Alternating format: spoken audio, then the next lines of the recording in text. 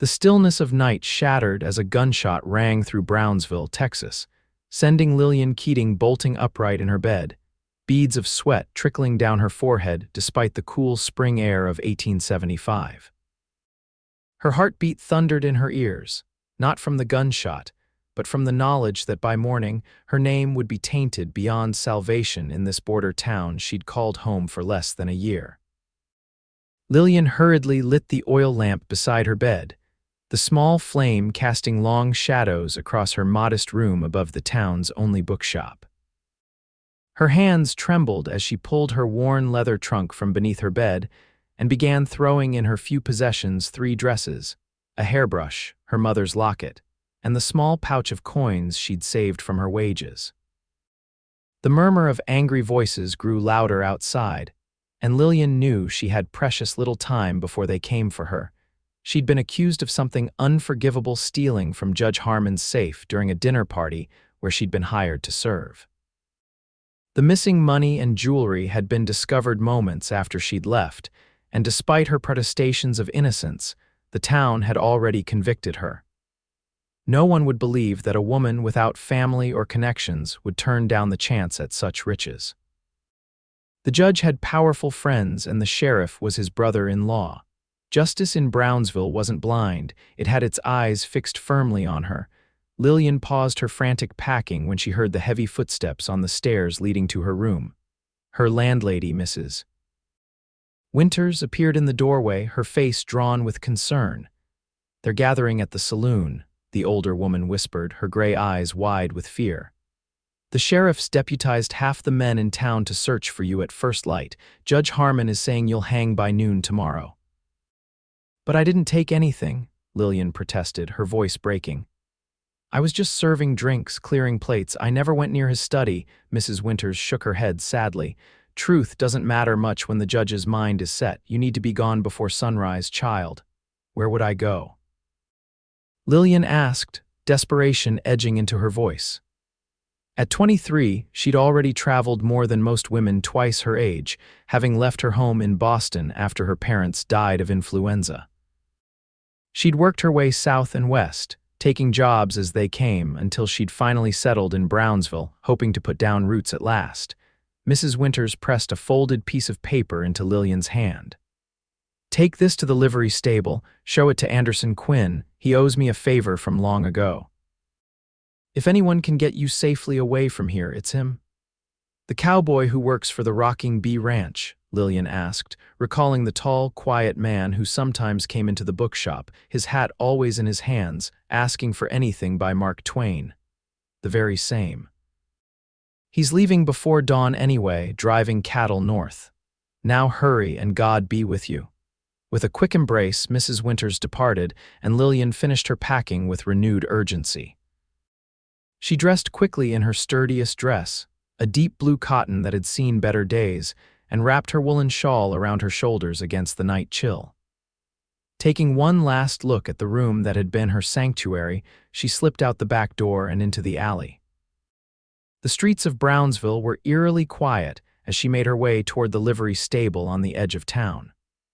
Twice she had to duck into shadows as groups of men stumbled out of saloons, their angry voices carrying complaints about that thieving woman who needed to be taught a lesson.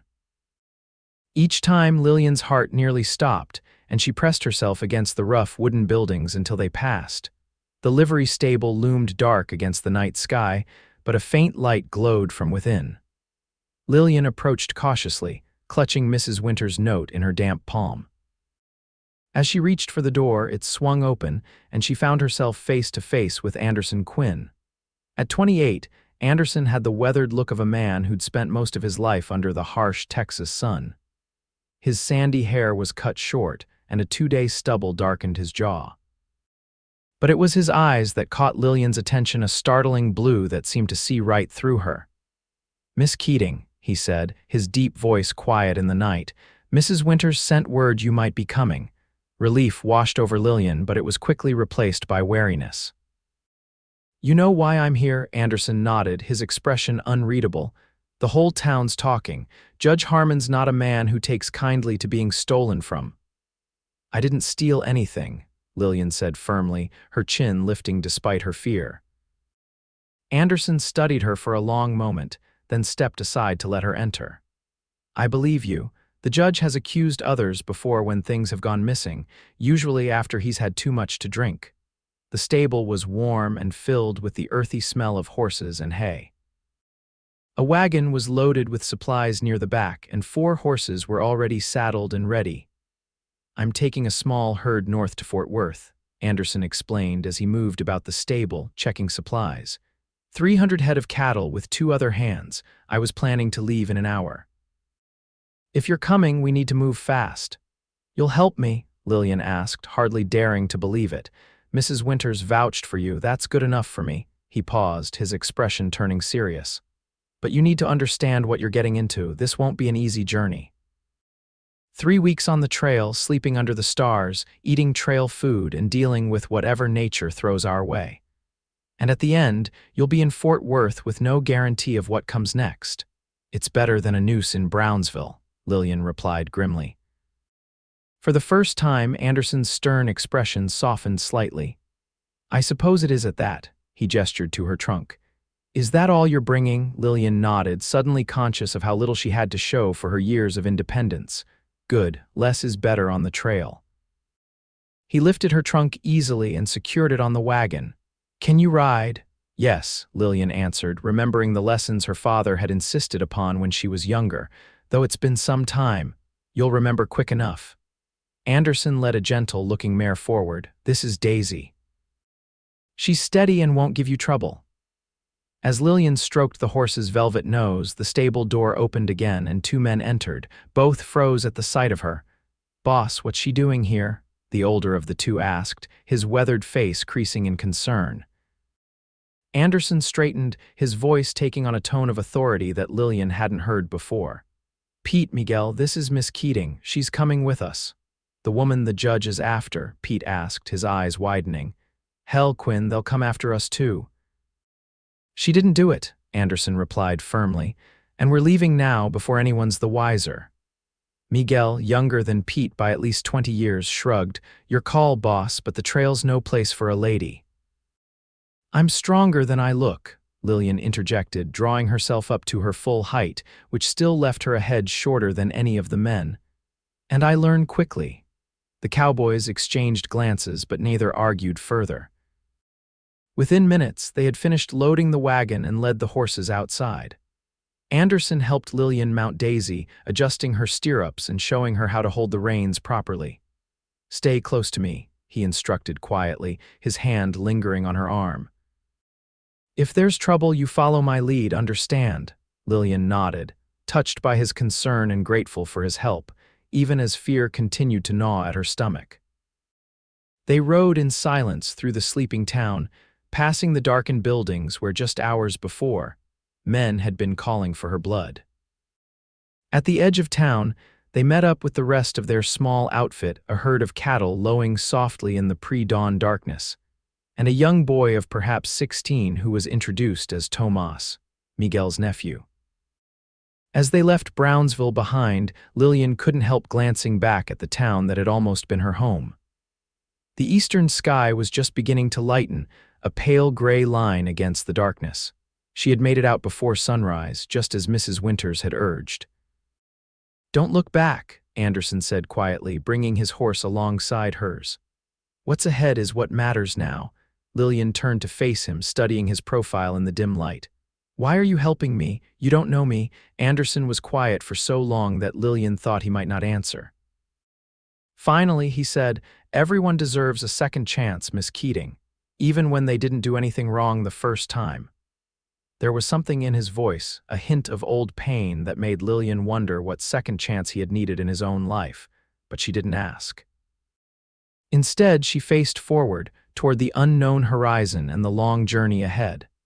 As the first rays of sunlight spilled across the Texas landscape, Lillian Keating left her old life behind, riding beside a cowboy she barely knew, toward a future she couldn't imagine. The first day on the trail was the hardest. By mid-morning, Lillian's thighs ached from the unaccustomed hours in the saddle, and the Texas sun beat down mercilessly on her uncovered head. She'd lost her bonnet in the hasty departure and cursed herself for the oversight. When they stopped briefly to water the horses and cattle, Anderson noticed her discomfort and wordlessly handed her his spare hat, a worn leather thing that smelled of sweat and horse, but which shielded her fair skin from the worst of the sun. "Thank you," she said, adjusting it on her head. Anderson nodded once, already turning back to his duties. He was a man of few words, Lillian was learning, but his actions spoke volumes. Throughout that first day, he rode back frequently to check on her, offering water from his canteen and quiet advice on how to sit to avoid the worst saddle sores. By nightfall, when they made camp in a sheltered hollow near a small creek, Lillian was exhausted beyond anything she'd ever experienced. She nearly fell from Daisy's back when they stopped, her legs buckling beneath her as Anderson helped her down. "Easy," he murmured, his strong hands steadying her. "First day's always the worst. You'll find your trail legs soon enough." Lillian wasn't so sure, but she was too tired to argue. She watched in a daze as the men efficiently set up camp, Pete starting a fire, Miguel and Tomas seeing to the horses, and Anderson checking the cattle that now grazed peacefully nearby. "Miss Keating," Pete called, his initial wariness seemingly forgotten. "Could you help with the coffee?" Grateful to be useful, Lillian joined him at the fire, measuring coffee grounds into the battered pot as directed. Soon, the rich aroma filled the air, mingling with the smell of beans and bacon that Pete was cooking in a cast iron skillet. When Anderson returned to camp, he looked momentarily surprised to find Lillian helping with the meal. A small smile, the first she'd seen from him, briefly touched his lips before he turned to wash up at the creek. They ate in companionable silence, the food simple but satisfying after the long day. As they finished, Miguel pulled out a harmonica and began to play a gentle tune. Tomas sang along softly in Spanish, his young voice carrying sweetly in the night air. "They always do this," Anderson explained, sitting down beside Lillian with his coffee. "Makes the cattle settle." "It's beautiful," Lillian said, feeling some of the day's tension ease from her shoulders as she listened. The night was clear, with stars scattered across the velvet sky like diamonds on black cloth. Lillian couldn't remember the last time she'd seen so many stars. In the town, the lamps and buildings had obscured much of the night sky's glory. "Were you happy there?" Anderson asked suddenly. In Brownsville, Lillian considered the question, surprised by his interest. "I was content," she decided. "I had work at the bookshop, a roof over my head, Mrs. Winters was kind, but not happy," Anderson observed. "Happiness seemed like a luxury I couldn't afford," Lillian admitted. "After my parents died, survival became the priority." Anderson nodded, his gaze on the fire. "I understand that." They sat in silence for a while, the music washing over them, before Anderson spoke again. "You should get some rest. I've set up a bedroll for you in the wagon. It's more private." "Thank you," Lillian said, touched by his thoughtfulness. As she stood to go, she hesitated. "Mr. Quinn, I don't know how I'll ever repay you for this." Anderson looked up at her, his blue eyes reflecting the firelight. "No debt between us, Miss Keating. Just get some rest." In the wagon, Lillian found a clean bedroll laid out with a woolen blanket. Despite her exhaustion, sleep was slow to come. Her mind raced with thoughts of Brownsville, of the accusation hanging over her head, and of the uncertain future ahead. But most persistent were thoughts of Anderson Quinn, the quiet cowboy who had risked his reputation and livelihood to help a woman he barely knew. The next few days fell into a rhythm. They were up before dawn, moving the cattle while the day was still cool. Lillian's riding improved, and though her muscles still ached, she no longer feared falling from Daisy's back with each step. She took on more camp duties, proving herself adept at cooking and mending, skills learned during her years of independence. The men's initial skepticism faded as she worked alongside them without complaint, even when rain soaked them all to the bone on the third day. Anderson remained somewhat of a mystery.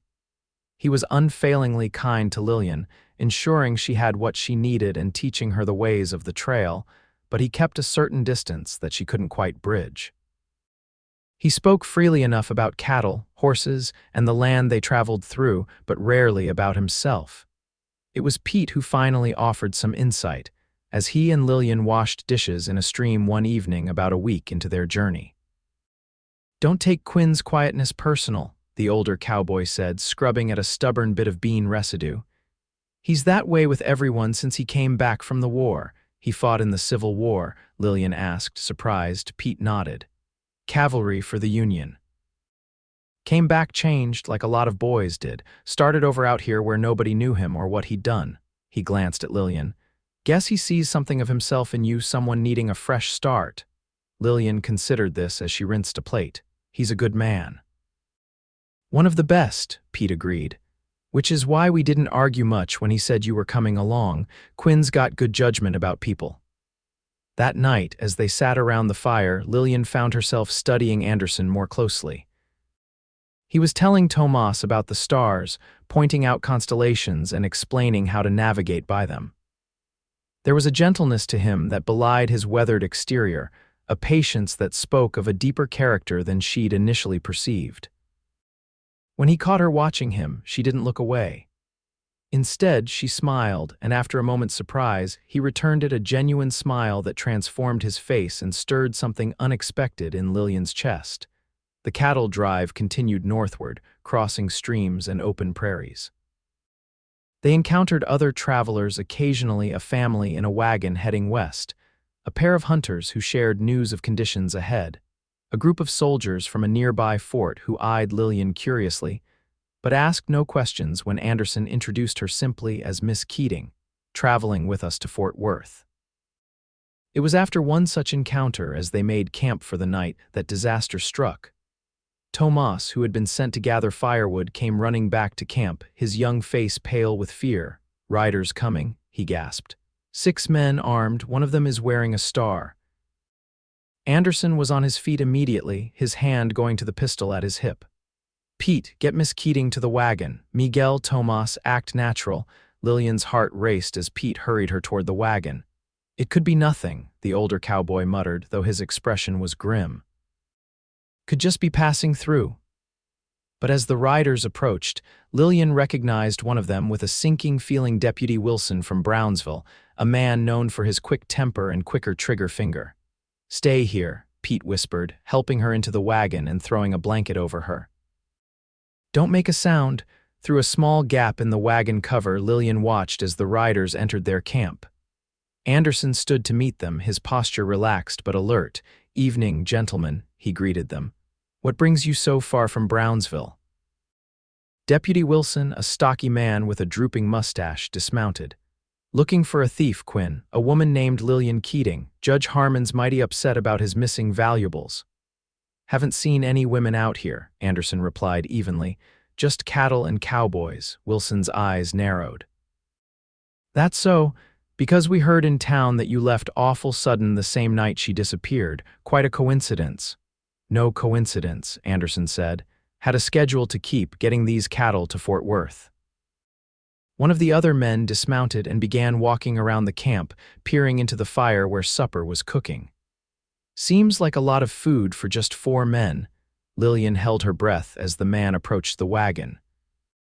Just as he was about to look inside, a distant rumble of thunder rolled across the prairie.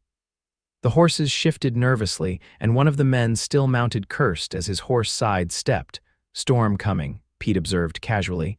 "You boys might want to find better shelter. This is open ground and lightning strikes hard out here." As if on cue, a flash lit up the horizon, followed by another rumble of thunder closer this time. The cattle, already unsettled by the strangers, began to move restlessly. "Wilson, we should go," one of the riders called. "Remember what happened last year when Jensen got caught in a prairie storm?" The deputy hesitated, his suspicious gaze still fixed on Anderson. "We'll be moving on," he finally said. "But don't think this is over, Quinn. Judge Harmon's got friends all over Texas. If you're hiding that woman, there'll be hell to pay." "Safe travels," Anderson replied, his voice betraying nothing. The riders departed as the first heavy drops of rain began to fall. Lillian stayed hidden until Miguel gave the all-clear, then emerged from the wagon to find Anderson organizing a hasty camp breakdown. "We need to move," he said when he saw her. They might circle back once the storm passes. I'm sorry, Lillian said, her voice tight with guilt. I've brought nothing but trouble to you all. Anderson paused in his work, his eyes meeting hers. You've brought no trouble that wasn't already looking for a place to happen, he said firmly. Now help Pete with the food supplies. We need to make a few miles before this storm hits full force. They traveled through the rain, the cattle difficult to manage in the worsening conditions. Lillian rode alongside Tomas, both of them soaked to the skin despite their slickers. By the time Anderson called a halt several hours later, they were all exhausted and chilled to the bone. The new campsite was in a grove of trees that offered some protection from the storm. Working together, they managed to erect a crude shelter using the wagon canvas and some branches. The fire was impossible in the downpour, so they made do with cold jerky and hardtack for their meal. Get some sleep, Anderson told them all. I'll take first watch. Despite her wet clothes and the hard ground beneath her, Lillian fell into an exhausted sleep. She woke sometime in the night to find that the rain had stopped and someone had placed a dry blanket over her. Looking around the makeshift shelter, she saw Pete and Miguel sleeping soundly, with Tomas curled up nearby like a child. Anderson was nowhere to be seen. Wrapping the blanket around her shoulders, Lillian stepped outside. The clouds had cleared, revealing a sky awash with stars. She found Anderson sitting on a fallen log at the edge of their camp, his rifle across his knees, keeping watch. You should be resting, he said without turning as she approached. I've had enough rest, Lillian replied, sitting beside him, and you've had none. Anderson shrugged. I'm used to it. They sat in silence for a moment, the night sounds of the prairie surrounding them. Finally, Lillian spoke.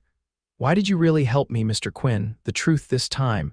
Anderson's gaze remained on the horizon. Anderson, he said. If we're going to be running from the law together, you might as well use my given name. Lillian smiled despite the gravity of their situation. Anderson, then, and you can call me Lillian. He nodded, then sighed. Why did I help you? Because I know what it's like to be judged unfairly, to have no one believe your side of the story. He paused, his jaw working as if the words were difficult to form.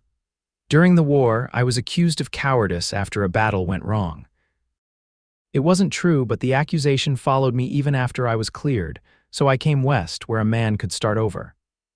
And now you've risked that fresh start for me, Lillian said softly. Anderson turned to face her, his expression serious in the starlight. Some things are worth the risk. The way he looked at her sent a warmth through Lillian that had nothing to do with the blanket around her shoulders. For a moment, she thought he might reach for her hand, but instead he stood abruptly.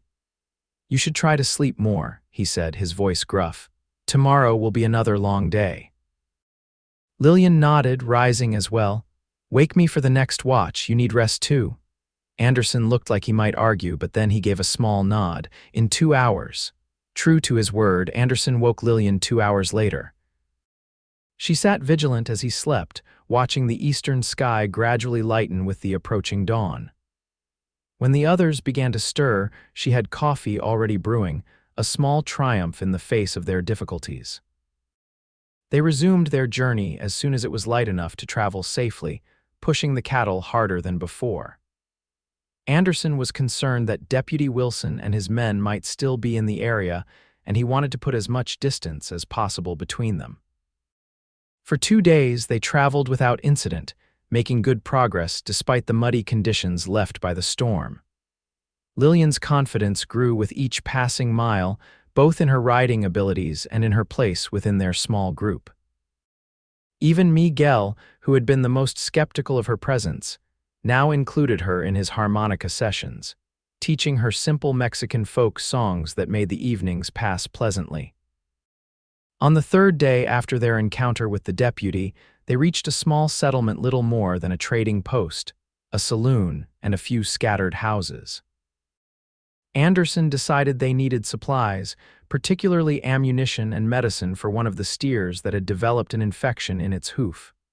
I'll go, he told the others as they made camp a safe distance from the settlement. Less conspicuous than all of us showing up. I should come with you, Lillian suggested. 2 people can carry more than one. Anderson shook his head. Too risky.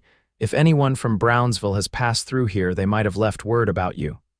"She's right, though," Pete interjected. "You can't carry everything we need alone. Take Miguel instead." Anderson reluctantly agreed, and he and Miguel departed for the settlement, leaving Pete, Tomas, and Lillian to watch over the camp and the herd. The afternoon passed slowly. Lillian helped Tomas clean and dress the injured steer's hoof, following the instructions Anderson had given before leaving. She was just finishing when Pete called out a warning. "Rider coming, just one from the east." Lillian quickly ducked behind the wagon, her heart pounding. Peering around the edge, she saw a lone horseman approaching their camp, not one of Deputy Wilson's men, but a stranger in a black coat that seemed too fine for the trail. Pete stepped forward to meet him, his hand casually resting near his pistol. "Afternoon, stranger. What brings you our way?" The man reined in his horse, a sleek black gelding that looked built for speed rather than endurance. "Looking for a cattle drive headed to Fort Worth. Would this be Quinn's outfit?" "Might be," Pete replied cautiously. "What's your business with Quinn?" The stranger smiled, a cold expression that didn't reach his eyes. "I have a message from Judge Harmon in Brownsville about a stolen necklace and the woman who took it." Lillian felt her blood run cold. The necklace, she remembered seeing it at the dinner party, a beautiful sapphire piece that the judge's wife had worn. But she hadn't taken it, hadn't even been near it. Pete's expression gave nothing away. "Quinn's not here right now. Expected back by sundown if you want to wait." The stranger considered this, then shook his head. "No need. Just tell him that Judge Harmon is offering $500 for the return of his property and the woman, dead or alive." With that, he turned his horse and rode away, leaving a heavy silence behind him. $500, Tomas whispered, his young face pale. "That's more than we'll make on this entire drive." Pete spat into the dirt. "Blood money," he growled, "and based on a lie." Lillian emerged from her hiding place, her legs unsteady. What if Anderson decides it's not worth the trouble?" she asked, voicing the fear that had suddenly gripped her heart. Pete looked at her with surprise. "Quinn, turn you in for money?" He shook his head. "You don't know him very well if you think that's possible. But $500 isn't worth a man's soul," Pete finished firmly. "And Quinn knows that better than most." When Anderson and Miguel returned at dusk, Pete immediately told them about the visitor and his message. Anderson's face darkened as he listened, his hands tightening on the supplies he was unloading. $500, he repeated, his voice dangerously quiet. "He must want you badly, Lillian." "Or what he thinks I took," she replied, unable to keep the bitterness from her voice. Anderson set down the supplies and walked a few paces away, staring out at the horizon as if seeking answers there. When he returned, his decision was clear in his eyes. "We'll change course," he announced. "Head northwest for a while before turning back toward Fort Worth. It'll add time to our journey, but it might throw off anyone following us." "The cattle won't like the extra miles," Miguel pointed out. "The cattle will manage," Anderson replied firmly. "We leave at first light, no fire tonight." That night they ate cold rations and spoke in hushed voices. Lillian found it hard to sleep, tormented by guilt over the trouble she'd brought to these men who had shown her nothing but kindness. Unable to rest, she eventually got up and found Anderson sitting alone, keeping watch as usual. She sat beside him without speaking, both of them staring into the darkness. "You should sleep," he said after a while, his voice soft in the night air. "So should you," Lillian replied. "But here we are." Anderson glanced at her, his expression unreadable in the moonlight. "Do you regret coming with us?" Lillian considered the question carefully. "No," she finally answered. "Despite everything, no, if I'd stayed, I'd likely be dead by now." "There's still danger ahead," Anderson warned. "That bounty hunter won't be the last to come looking." "Bounty hunter?" Lillian asked, surprised. "How do you know that's what he was?" "I recognized him. Jackson's his name. He's tracked men for money all across Texas." Anderson's jaw tightened. "He doesn't care about guilt or innocence, just the reward." Lillian shivered, drawing her blanket closer around her shoulders. "I keep thinking about the necklace he mentioned. I remember it clearly. Mrs. Harmon was wearing it that night. Blue sapphires with diamonds around them. It looked valuable." Valuable enough for the judge to send men after you, Anderson agreed. Though I suspect it's his pride more than the necklace driving this hunt. They fell silent again, the weight of their situation hanging between them. Then, surprising them both, Lillian reached out and took Anderson's hand. "Thank you," she said simply, "for believing me when no one else would." Anderson's hand was rough with calluses, but his touch was gentle as his fingers curled around hers. "Some things you just know," he replied, his voice low, "and I knew from the moment I saw you that you weren't a thief." The sincerity in his eyes made Lillian's heart beat faster. Without thinking, she leaned forward and pressed her lips softly to his cheek. It was a brief touch, over almost before it began, but it left them both silent and still in its wake. Lillian began, suddenly uncertain. "It's late," Anderson said, though he made no move to release her hand. "We should both try to rest before morning." Lillian nodded, reluctantly withdrawing her hand from his. As she stood to go, Anderson spoke again, his voice barely audible. "I don't regret it either, Lillian, not for a moment." In the gray light of dawn, they broke camp quickly and quietly, changing course as Anderson had decided. The cattle were reluctant at first, creatures of habit that preferred their established direction, but eventually submitted to the guidance of the experienced cowboys. They traveled through rougher country now, away from the established trail, crossing streams and navigating rocky terrain that slowed their progress. Anderson pushed them hard during the daylight hours, determined to put as much distance as possible between them and anyone who might be following. Lillian rode beside him more often now, their conversation flowing more easily than before. He told her about his family farm in Pennsylvania, destroyed during the war, and how he'd learned cattle ranching from a former Confederate soldier who'd become a mentor to him despite their different allegiances during the conflict. "That's the thing about cattle," Anderson explained as they rode. "They don't care what uniform you wore or what flag you fought under. They just need tending, and that common purpose can bring men together who might otherwise be enemies." "Is that why you became a cowboy?" Lillian asked. "For that common purpose?"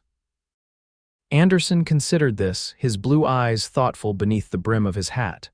"Partly," he admitted, "but also for the freedom. Out here, a man is judged by his actions, not his past. At least that's how it should be. And a woman." Lillian asked, unable to keep a note of challenge from her voice. Anderson glanced at her, a small smile playing at his lips. "The same, I'd say, though the world doesn't always make it easy." "No," Lillian agreed. "It certainly doesn't." The conversation turned to Lillian's own past her childhood in Boston, her parents who had encouraged her love of books and learning, and her difficult years after their deaths, working as a seamstress, then a shop clerk, and finally making her way west in search of a fresh start. "Seems we were both looking for the same thing," Anderson observed, "a place to begin again." "And now we're both running," Lillian said with a touch of irony. "So much for new beginnings." Anderson's expression grew serious. "This isn't the end of your story, Lillian, or mine. Just another chapter." His words stayed with her throughout the day, offering comfort when the journey seemed longest. By nightfall, when they made camp in a sheltered valley with good grazing for the cattle, Lillian found herself watching Anderson as he worked, seeing him with new eyes not just as her rescuer, but as a man with his own struggles and dreams. The next few days passed without incident. They maintained their northwestern course, the terrain gradually changing as they traveled. The land became more rugged, with scrubby trees and rocky outcroppings breaking up the vast expanse of prairie. Game was plentiful, and Miguel proved skilled with a rifle, bringing down rabbits and once a young deer to supplement their trail rations. On the 6th day after changing their route, they encountered their first major obstacle, a river, swollen with recent rains that cut across their path. Anderson scouted up and down its banks for several miles but found no easy crossing. "We'll have to drive the cattle across here," he announced when he returned to the group. "It's risky, but less so than staying in one place too long."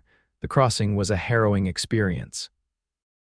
The cattle balked at the rushing water, requiring all hands to urge them forward.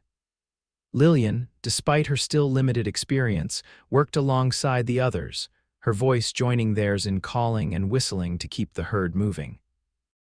Halfway across, disaster struck when one of the lead steers lost its footing in the current and began to panic, thrashing in the water and threatening to start a stampede. Without hesitation, Anderson plunged his horse into the deeper water, maneuvering alongside the struggling animal. With remarkable skill, he managed to calm and guide it back toward the shallower crossing, but as they neared the bank, Anderson's horse suddenly stumbled on a hidden rock. Both horse and rider went under, disappearing beneath the churning surface of the river.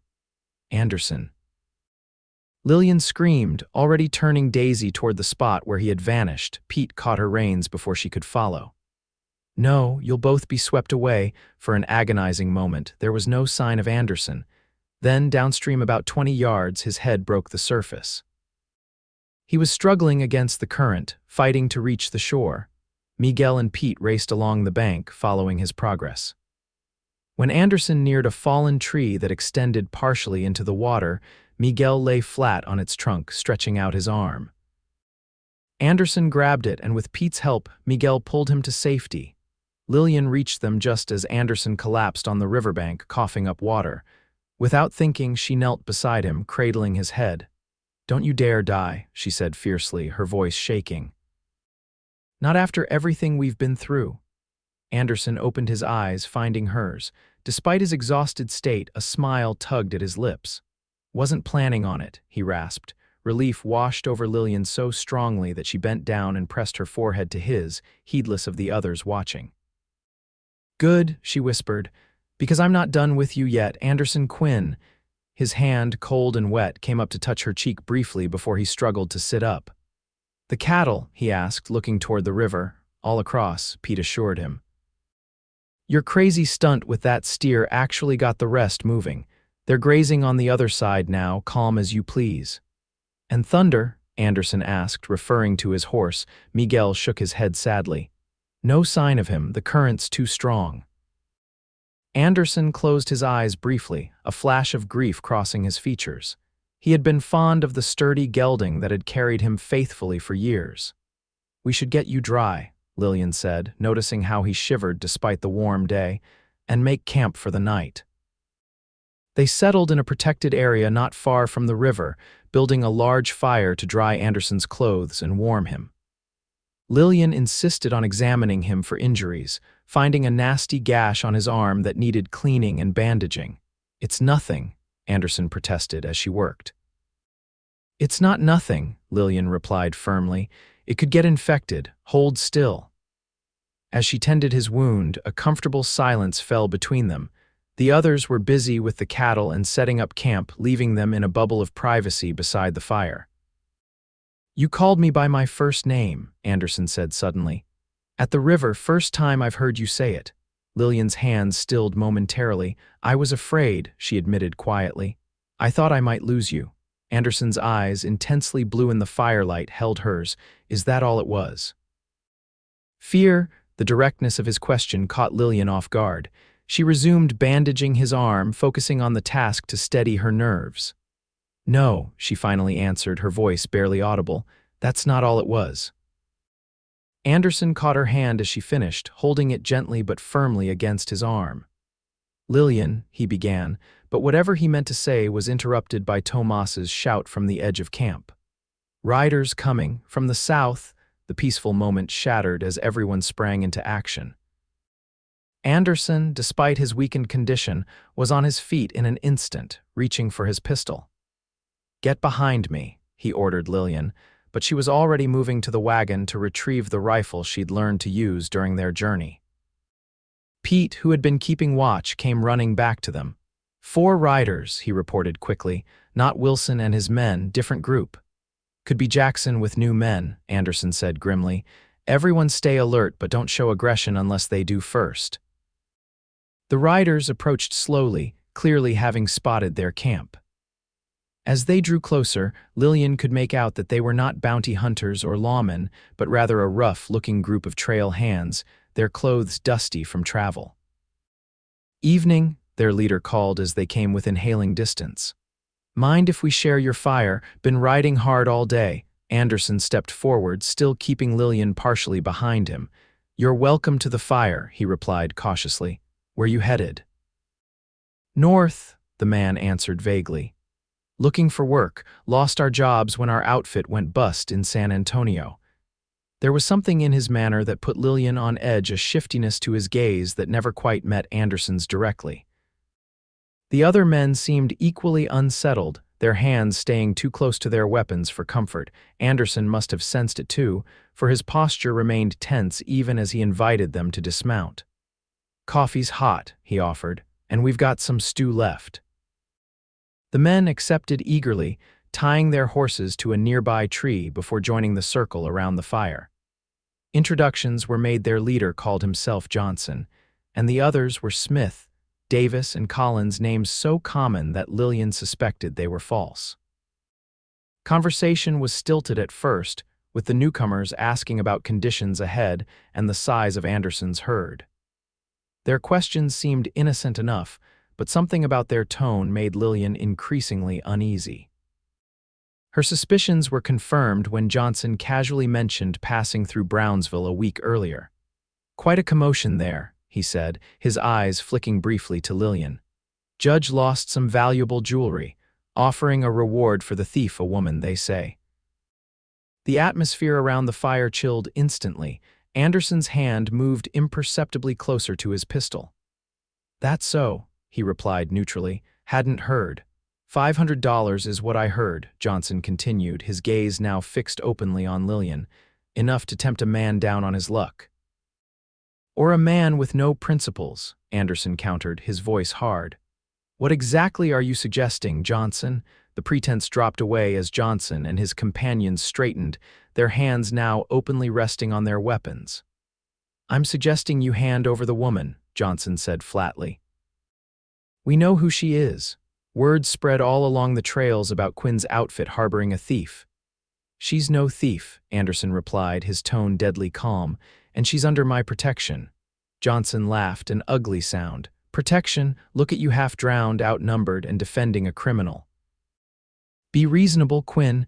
We're taking her back to Brownsville one way or another." Lillian felt cold fear wash over her, but alongside it came a surprising surge of anger. She was tired of being hunted, tired of others deciding her fate. Before Anderson could respond, she stepped forward, the rifle steady in her hands. "I didn't steal anything," she said clearly, "and I'm not going anywhere with you." Johnson's eyes widened slightly at her defiance, but his sneer remained. "Feisty little thief, aren't you? Makes no difference to me whether you come willingly or not. The reward's the same either way." The tension around the fire was palpable now, a powder keg waiting for a spark. Pete and Miguel had subtly positioned themselves to flank the strangers, while Tomas had eased toward the horses, presumably to prevent a quick escape. "Last chance," Anderson said quietly. "Leave now, peacefully, and we'll forget this happened." Johnson's hand moved to his pistol. "I don't think so, Quinn." What happened next seemed to unfold in slow motion for Lillian. Johnson drew his weapon, but Anderson was faster, his own pistol clearing its holster with practiced ease. Two shots rang out almost simultaneously, and Johnson fell backward, a look of surprise on his face as a crimson stain spread across his shirt. Chaos erupted around the fire. Smith and Davis both fired, one bullet grazing Anderson's shoulder while the other went wild. Pete and Miguel returned fire, dropping Smith where he stood. Davis and Collins, seeing the tide turn, made a desperate break for their horses, only to find Tomas already there, holding their reins with one hand and a pistol with the other. "Drop your weapons." Miguel shouted, his rifle trained on the two remaining men. After a moment's hesitation, they complied, letting their pistols fall to the ground. The entire confrontation had lasted less than a minute, but to Lillian, it had felt like hours. She rushed to Anderson's side, horrified to see fresh blood seeping through his shirt where the bullet had grazed him. "You're hurt again," she said, her voice shaking. "It's nothing," Anderson insisted, though his face was pale. "Check Johnson, I didn't want to kill him." Pete was already kneeling beside the fallen man. "He's alive," he reported, "but the bullet's in deep. Don't know if he'll make it through the night." Anderson nodded grimly, then turned his attention to Davis and Collins, who stood with their hands raised under Miguel's watchful eye. "You have a choice," he told them. "Take your friend and ride out of here far away from us, or join him in the ground. Your decision." The men exchanged glances, then Davis spoke. "We'll go, but you should know Jackson's still out there with at least 6 men. And he's not as easy to handle as we were." "I'll take my chances," Anderson replied coldly. "Now get Johnson and get out of my sight." Under the watchful guns of Pete and Miguel, the men carefully loaded their wounded leader onto his horse. Smith's body they left behind, with a promise to send someone back for it if they could. As they rode away into the darkness, Lillian finally let herself shake, the rifle suddenly impossibly heavy in her hands. Anderson gently took it from her, setting it aside before pulling her into his arms.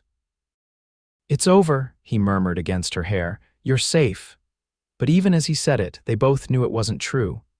As long as the bounty remained on her head, as long as men like Jackson hunted her, Lillian would never be truly safe.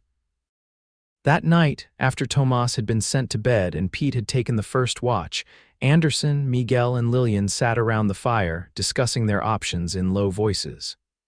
"We can't keep running forever," Miguel pointed out. "The herd needs to get to Fort Worth, and we're already behind schedule." "And we can't keep fighting off bounty hunters," Anderson agreed, wincing as Lillian changed the bandage on his shoulder. "Sooner or later, our luck will run out. So what do we do?" Lillian asked, trying to keep her voice steady. "I won't endanger you all any further." "Perhaps I should go on alone, head west to California or north to the territories." "No," Anderson said firmly, catching her hand as she worked. "That's not an option." "Then what is?" she challenged. "I can't go back to Brownsville, they'll hang me without a trial. I can't stay with you without putting everyone at risk. What choice do I have?" Anderson was silent for a long moment, his expression thoughtful. "We need to prove your innocence," he finally said. "Find out what really happened to that necklace." Miguel snorted. "And how do we do that from here with half of Texas between us and Brownsville?" "We don't," Anderson replied. "But Mrs. Winters might be able to help us. She believed in Lillian enough to send her to me. Perhaps she knows more than she said. You want to send a message back to Brownsville?" Lillian asked incredulously. "How, and who would we trust to deliver it?" "Not Brownsville directly," Anderson clarified. "There's a settlement about 2 days' ride from here, Hampton's Crossing. The station master there, Benjamin Hampton, is an old friend. I trust him with my life. We could send a telegram from there to Mrs. Winters, asking her to investigate." "And in the meantime?" Miguel asked. "In the meantime, we continue to Fort Worth as planned, but more carefully. No more stopping at settlements, no more fires at night unless absolutely necessary. We become invisible." It wasn't a perfect plan, but it was the only one they had. The next morning, they buried Smith's body, marking the grave with a simple wooden cross, before breaking camp and resuming their journey. Anderson rode one of the spare horses now, still mourning the loss of Thunder, but adapting to his new mount with the ease of an experienced horseman. They traveled hard for 2 days, pushing the cattle and themselves to their limits. By the time Hampton's Crossing came into view, a small cluster of buildings surrounding a railway station, they were all exhausted, particularly Anderson, whose wounds were taking a toll despite his stubborn refusal to admit it. "Miguel and I will go into town," Anderson decided as they made camp well away from the settlement. "Lillian, you stay here with Pete and Tomas. Keep watch and stay hidden." Lillian wanted to argue, to insist on accompanying him, but she knew he was right. Her presence would only increase the risk of discovery. So she helped him prepare for the journey, making sure he had fresh bandages and the carefully worded message they had composed together for Mrs. Winters. Before he left, Anderson took Lillian aside, away from the others. "If we're not back by morning, don't wait for us," he instructed quietly. "Take Pete and Tomas and the cattle and keep moving toward Fort Worth." "Don't say that," Lillian protested. "You'll be back." Anderson's eyes softened as he looked at her. "I plan to be," he assured her. "But if something goes wrong, I need to know you'll be safe." Impulsively, Lillian reached up and touched his face, her fingers tracing the line of his jaw. "Be careful," she whispered. Anderson caught her hand and, in a gesture that surprised them both, pressed a kiss to her palm. "Count on it," he murmured before releasing her and turning to join Miguel. The hours of their absence crawled by with excruciating slowness.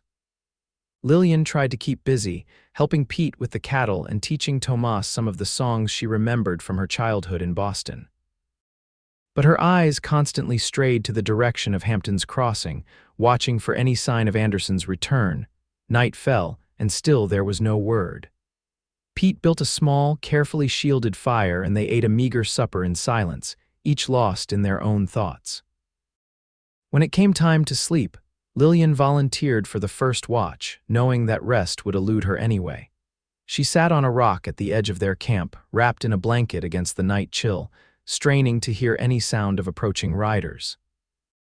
The hours passed, marked only by the slow movement of stars across the sky. It was well after midnight when she heard the soft rhythm of hooves approaching cautiously. Lillian reached for the rifle beside her, her heart pounding. "Pete," she called softly, "someone's coming." The older cowboy was at her side in an instant, his own weapon ready. They waited, tense and alert, until two familiar silhouettes appeared in the moonlight. "Anderson?"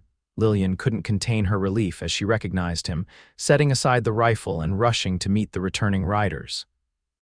Anderson dismounted stiffly, exhaustion evident in every line of his body, but his smile when he saw her was warm.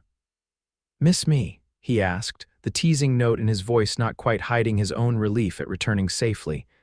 "Not at all," Lillian replied with a smile that belied her words. "Did you send the telegram?" Anderson nodded, leading his horse toward the camp with Lillian walking beside him. "Hampton sent it himself, and he gave us some news Judge Harmon's wife has apparently left him. Took a train to St. Louis 2 days after you left Brownsville, left him." Lillian repeated, surprised. "What does that mean for us?" "It means there might be more to this story than we know," Anderson replied thoughtfully. "Hampton also confirmed that Jackson is still looking for you, but he's been spotted heading north, not west. He may have lost our trail after we changed course." This was welcome news, but it didn't change their fundamental situation. Lillian was still a wanted woman, and they were still a long way from clearing her name. They resumed their journey at first light, continuing their cautious approach, traveling by day, avoiding other travelers when possible, and camping well away from established trails. The days blended together, marked by the rhythm of the cattle drive and the ever-changing landscape of the Texas prairie. Throughout it all, Lillian found herself drawing closer to Anderson. Their conversations, once sparse and guarded, now flowed easily, ranging from childhood memories to hopes for the future.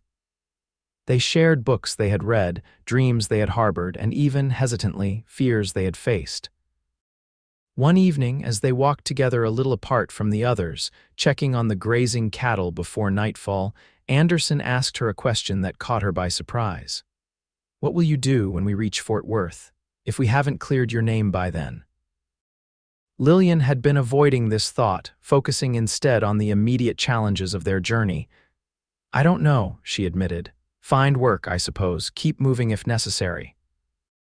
Anderson was quiet for a moment, his gaze on the distant horizon where the setting sun painted the sky in shades of orange and purple.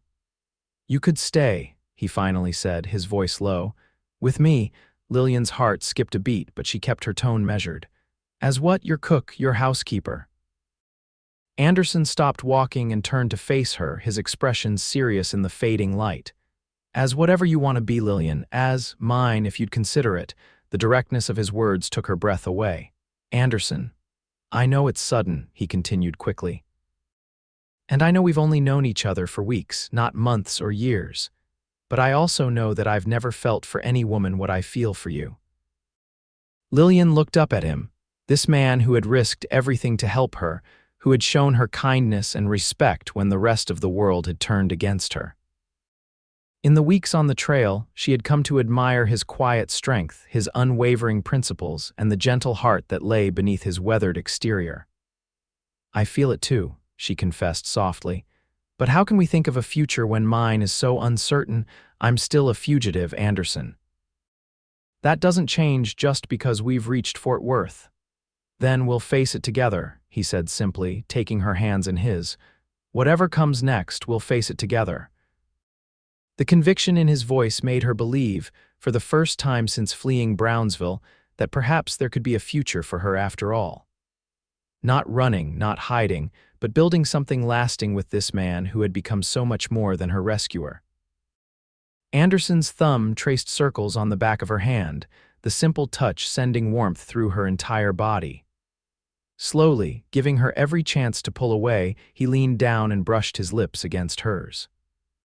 The kiss was gentle at first, tentative, but when Lillian responded, rising on her toes to press closer, it deepened into something more passionate. His arms encircled her waist, drawing her against him, while hers wound around his neck, her fingers threading through his hair. When they finally parted, both breathless, Anderson rested his forehead against hers.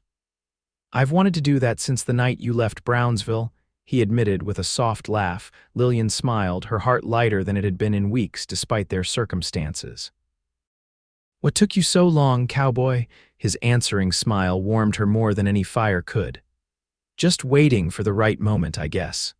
That moment, stolen in the gathering twilight with cattle lowing softly around them, marked a turning point. Though nothing had changed in their external circumstances, everything had changed between them. There was no more pretense, no more holding back their growing feelings. The others noticed the shift immediately, of course. Pete gave Anderson a knowing smile the next morning, while Miguel muttered something in Spanish that made Tomas laugh and blush. But there was no teasing, no crude jokes, just a quiet acceptance that seemed to say they had been expecting this all along. Their journey continued, the days growing warmer as spring deepened. They were now just a week away from Fort Worth, according to Anderson's calculations, and the atmosphere among the group had grown both more relaxed and more alert. Relaxed because the end was in sight. Alert because they all knew that danger could still find them even this close to their destination. It was on the third day after Anderson and Lillian's first kiss that their vigilance was rewarded. Tomas, who had been scouting ahead, came galloping back to the main group, his young face tense with concern. "Riders ahead," he reported breathlessly. "A group of about 8 men making camp by the creek where we plan to stop." "Did they see you?" Anderson asked sharply. Tomas shook his head. "I don't think so. I saw their dust first and stopped before I got too close." Anderson considered this information, his expression grave.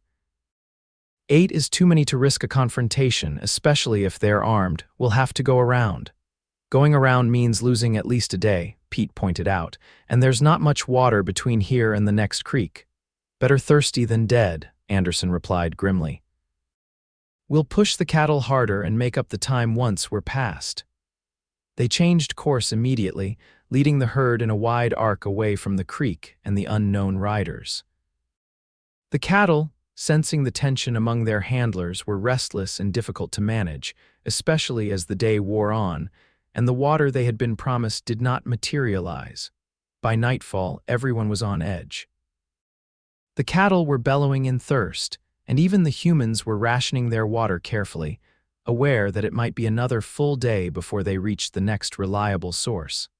They made a dry camp, with no fire to avoid detection. As they sat together eating cold beans and hardtack, Anderson laid out his concerns. Those riders could be anyone other: cattle drivers, settlers, even soldiers, but they could also be bounty hunters following our trail. Either way, we can't afford to be seen. "What if they're not looking for us at all?" Miguel asked. "We could be adding miles to our journey for nothing." "I'd rather add miles than risk Lillian's safety," Anderson replied firmly. "And I'd rather not risk all of you for my sake," Lillian interjected. "Perhaps I should go on alone, let you take the cattle directly to Fort Worth without these detours."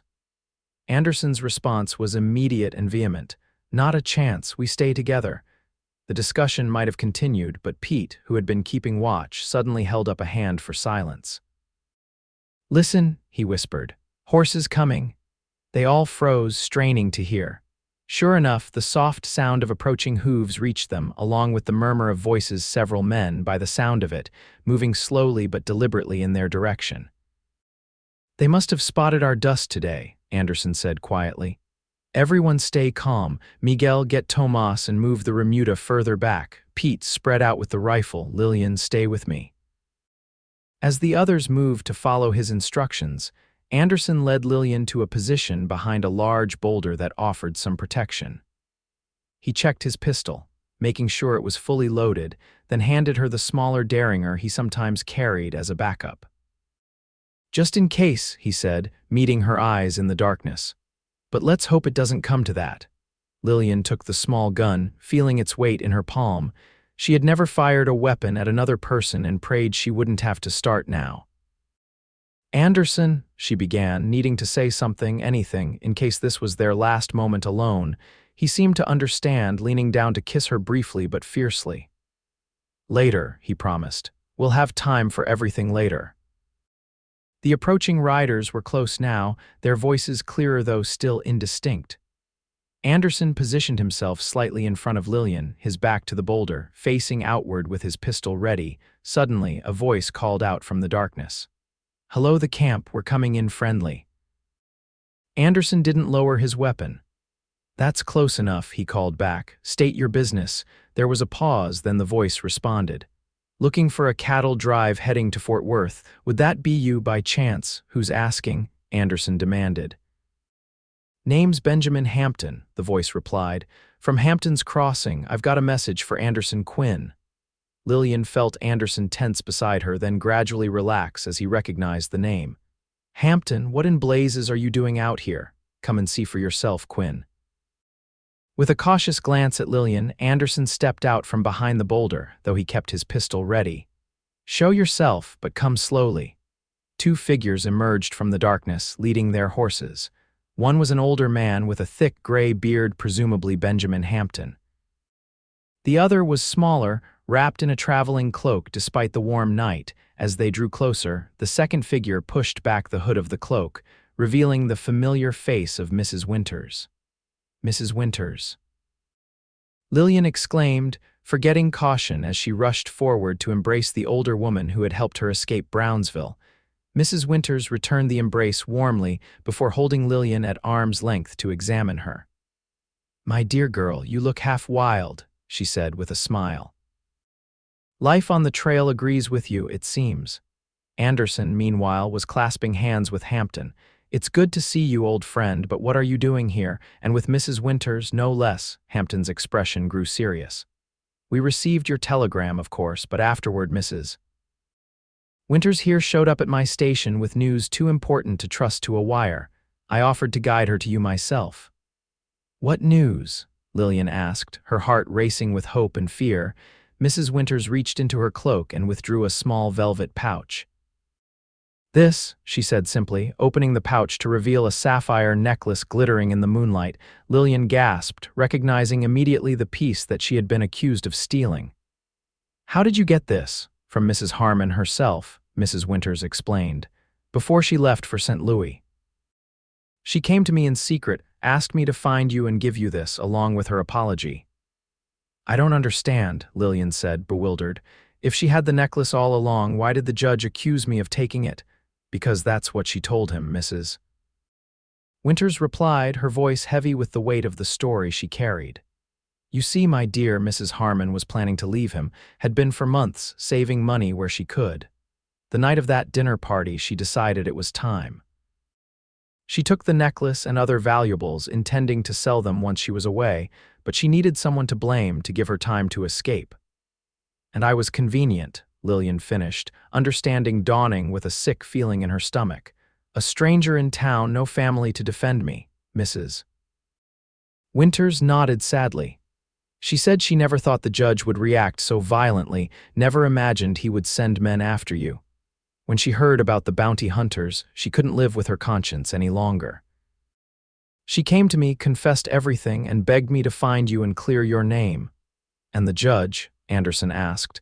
"Does he know the truth now?" Hampton shook his head. "Not yet. Mrs. Harmon left him a letter to be delivered a week after she departed. By now, he should know that his wife took the valuables, not Miss Keating, but whether he'll call off the bounty hunters." "He will," Mrs. Winters said with surprising confidence. Judge Harmon is a proud man, and now he's a humiliated one. He won't want the world to know his wife left him and made him look a fool. He'll retract the accusations quietly rather than let that become public knowledge. Lillian took the necklace from Mrs. Winters, holding it up to catch the moonlight. Such a small thing to have caused so much trouble, to have nearly cost her life. "So I'm free?" she asked, hardly daring to believe it. "You're free," Mrs. Winters confirmed, squeezing her hand. "You can stop running now, my dear." The relief that washed over Lillian was so intense that her knees nearly buckled. Anderson was at her side immediately, his arm around her waist, supporting her. "Thank you," he said to Mrs. Winters, his voice thick with emotion. "Both of you, you've risked a great deal to bring this news." "It was the least I could do," Mrs. Winters replied. "After sending Lillian to you in the first place, I felt responsible for her safety." "You sent her to exactly the right person," Hampton observed with a knowing smile, glancing between Anderson and Lillian, "from the look of things."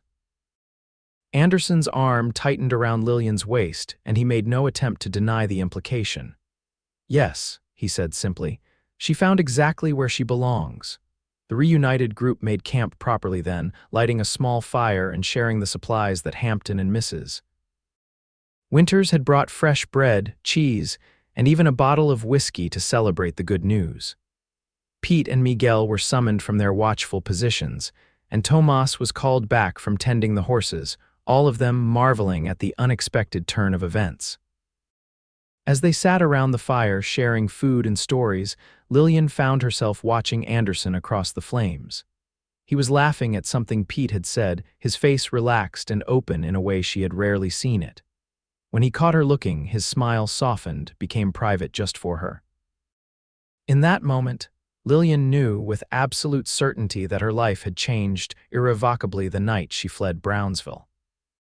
Not because she had been wrongly accused or because she had nearly lost everything, but because she had found Anderson Quinn, a man who had believed in her when no one else would, who had risked everything to keep her safe, and who now looked at her as if she were the answer to every question he had ever asked. The road to Fort Worth suddenly seemed much shorter and the future beyond it much brighter. Whatever came next, they would face it together, just as Anderson had promised, the morning after Mrs. Winters and Benjamin Hampton arrived with their life-changing news. The atmosphere in the camp was transformed. Gone was the constant vigilance, the tense silence, the need to stay hidden. Instead, there was laughter as they prepared breakfast, plans made openly for the remainder of their journey, and most wonderfully for Lillian, the freedom to imagine a future beyond mere survival. "We should reach Fort Worth in 5 days if the weather holds," Anderson announced as they broke camp. "From there, Mrs. Winters and Hampton can take the train back to Brownsville and will deliver the cattle as contracted." "And then?" Lillian asked, unable to keep the question to herself any longer. Anderson looked at her, understanding the deeper meaning behind her simple query. "And then," he said, his voice gentle but certain, "we decide what comes next, together." The promise in those words carried Lillian through the day's journey, making the saddle seem less hard and the sun less hot. She rode beside Mrs. Winters for much of the day, catching up on news from Brownsville and sharing carefully edited versions of her adventures on the trail. "You love him," Mrs. Winters observed during a quiet moment when the others were occupied with a particularly stubborn steer. It wasn't a question. Lillian felt warmth rise to her cheeks but didn't deny it. "Is it that obvious?" Mrs. Winters chuckled.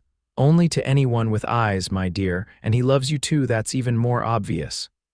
"It happened so quickly," Lillian confessed. "Sometimes I can hardly believe it myself." "Time means little in matters of the heart," the older woman replied wisely. "Some people search for decades and never find what you two discovered in weeks." That evening, as they made camp beside a clear stream that provided the water they had been lacking the day before, Anderson found a moment alone with Lillian. They walked along the water's edge, watching the sunset paint the western sky in brilliant hues of gold and crimson. "I've been thinking," Anderson began, his voice thoughtful.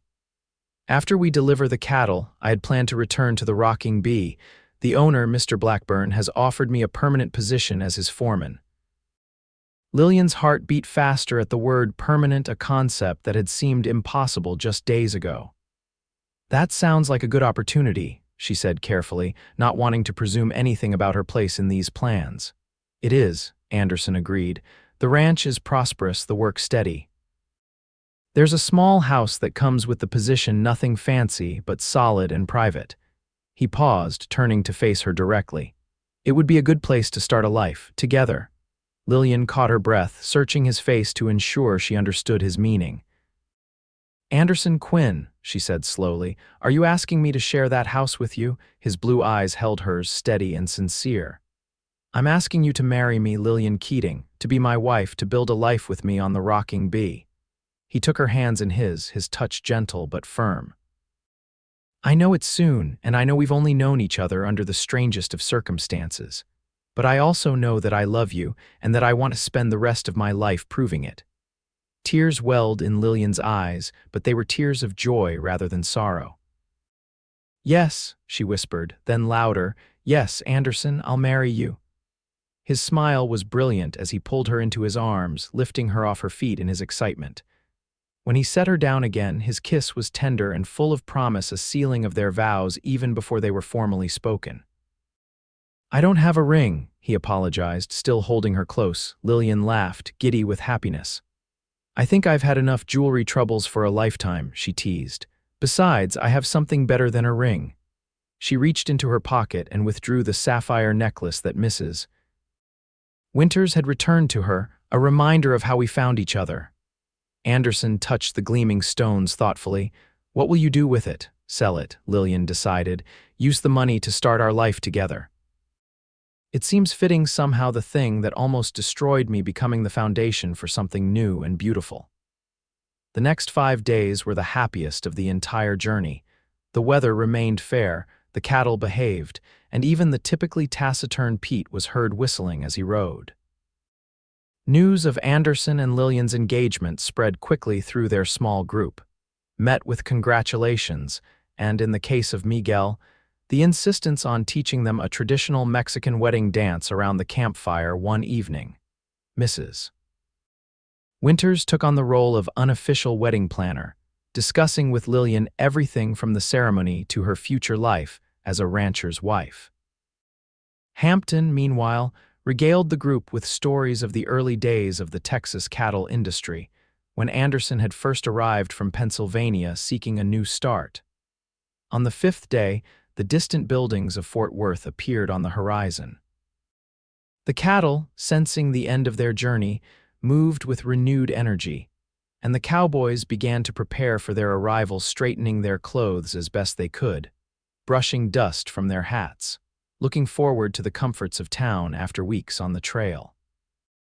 For Lillian, the sight of Fort Worth brought a mix of emotions: relief that their journey was safely completed, anticipation for what came next, and a surprising touch of nostalgia for the trail that had become her home these past weeks.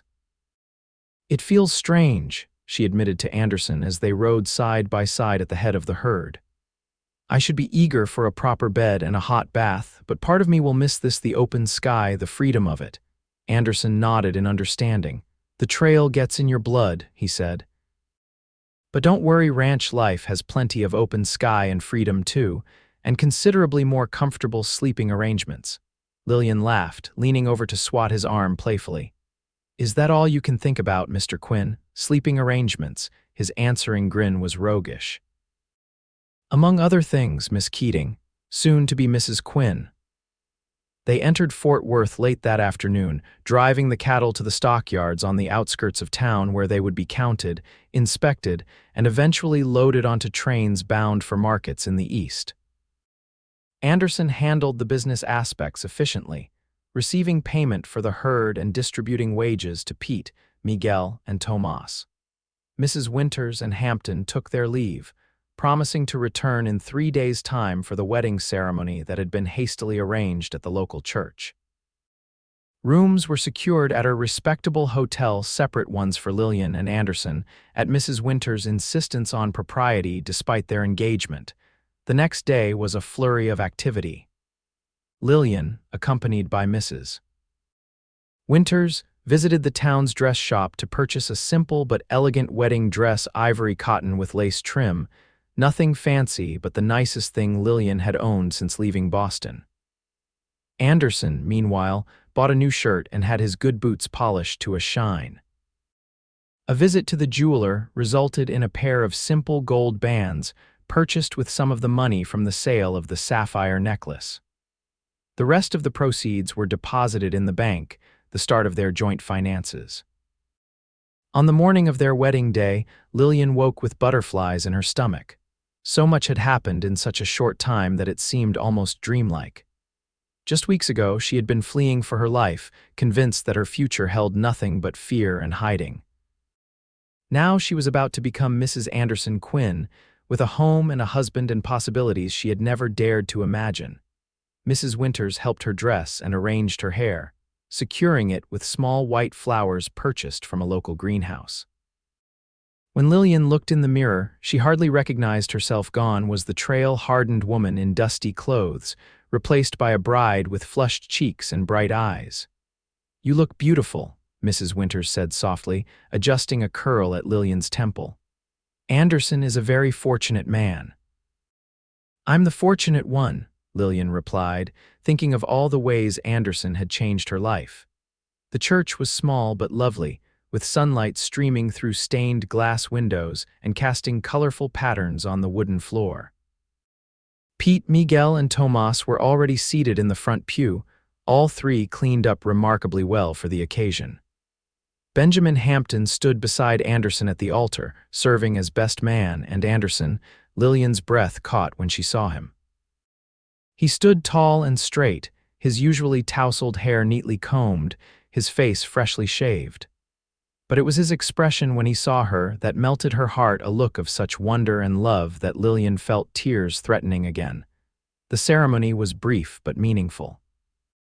They exchanged traditional vows, promising to love and cherish each other for all their days. When the minister pronounced them husband and wife, Anderson's kiss was gentle but held a promise of passion to come. The celebration afterward was held at the town's best restaurant, with food and drink flowing freely. Pete made a heartfelt toast that had everyone laughing and wiping away tears in equal measure. Miguel played his harmonica while Tomas sang, the same sweet tunes that had become the soundtrack of their journey north. As the evening wore on, Anderson pulled Lillian aside into a quiet corner. "Happy?" he asked, his arm around her waist, holding her close. "Beyond words," Lillian replied honestly, leaning her head against his shoulder. "I never thought I could feel this way." "Nor I," Anderson admitted. "After the war, I didn't think I deserved happiness, didn't think I could trust anyone enough to let them close." His hand tightened on her waist. "You changed that, Lillian Quinn." The sound of her new name sent a thrill through her. "I like the sound of that," she murmured. "So do I," Anderson replied, before bending to kiss her once more. The next day, they bid farewell to Mrs. Winters and Hampton, who were returning to Brownsville. The goodbye was emotional, particularly between Lillian and Mrs. Winters, who had become like a mother to her during their brief but intense acquaintance. "You will visit us at the ranch," Lillian insisted, embracing the older woman. "As often as you can, count on it," Mrs. Winters promised. "I want to see this home you build together." With final waves and calls of good luck, the train pulled away from the station, carrying their friends back south. Anderson had arranged for a wagon to transport them and their belongings to the Rocking Bee Ranch, which lay about 15 miles outside Fort Worth. Pete, Miguel, and Tomas had already departed the previous day, riding ahead to prepare for the newlyweds' arrival. The journey to the ranch passed quickly, with Anderson pointing out landmarks and sharing stories of his years working there. When they finally crested a hill and the ranch came into view, Lillian gasped at the sight. Spread before them was a sprawling property, a large main house where the owner lived, several barns and outbuildings, corrals filled with horses, and grazing land that seemed to stretch to the horizon. And set apart from the main complex, just visible in the distance, was a smaller house nestled among a stand of oak trees. "Our home," Anderson said, following her gaze. "If you approve." "It's beautiful," Lillian breathed, "all of it." Their welcome at the ranch was warm and boisterous. Mr. Blackburn, the owner, a hearty man in his 50s with a booming voice and firm handshake, declared a celebration in honor of his new foreman and his bride. Ranch hands gathered to meet Lillian, each one with a story about Anderson that made her laugh or marvel at the respect he had earned among his peers. When they finally made their escape to their new home, the sun was setting, casting long shadows across the land. The house was simple but charming: a main room with a stone fireplace, a kitchen with a new cook stove, a bedroom with windows that caught the morning light, and a small study where books could be stored and read on quiet evenings. And it had been prepared for their arrival with obvious care. Fresh flowers stood in a vase on the table, the larder was stocked with food, and a fire was already laid in the hearth. On the bed was a beautiful quilt, a wedding gift from the ranch hands' wives. Anderson carried Lillian over the threshold, setting her down gently in the center of what was now their home. "Welcome home, Mrs. Quinn," he said, his voice husky with emotion. Lillian looked around, taking in every detail, imprinting this moment on her memory forever. "Home," she repeated, testing the word. After years of wandering, of temporary lodgings and uncertain futures, she finally had a place that was truly hers. "I like the sound of that almost as much as I like the sound of Mrs. Quinn," Anderson chuckled, drawing her into his arms. "You'll have plenty of time to get used to both," he promised, before his lips claimed hers in a kiss that held all the love, passion, and promise that had brought them to this moment. The days turned to weeks, and weeks to months, as Lillian and Anderson settled into their life together at the Rocking Bee. Lillian took to ranch life with surprising ease, learning the rhythms of the seasons and the daily tasks that kept the operation running smoothly. She planted a vegetable garden behind their house, established a small flock of chickens, and even learned to ride astride like a proper cowboy's wife, much to Anderson's amusement and admiration. Anderson thrived in his role as foreman, respected by the men he led and trusted by Mr. Blackburn, who increasingly relied on him to manage more aspects of the ranch. His past experience in the cavalry had given him organizational skills that proved invaluable, and his natural leadership abilities meant that even the most difficult challenges were met and overcome. They received regular letters from Mrs. Winters, who reported that Judge Harmon had indeed retracted the accusations against Lillian, claiming a misunderstanding about the missing valuables. The bounty had been withdrawn, and Lillian's name cleared publicly, though the judge himself remained bitter and diminished by his wife's departure. Pete, Miguel, and Tomas became regular visitors to the Quinn household, always welcome for Sunday dinner or holiday celebrations. Tomas, in particular, looked to Anderson as a mentor, eventually joining the Rocking Bee as a permanent hand and showing promise as a future ramrod. In their second year at the ranch, Lillian discovered she was expecting a child.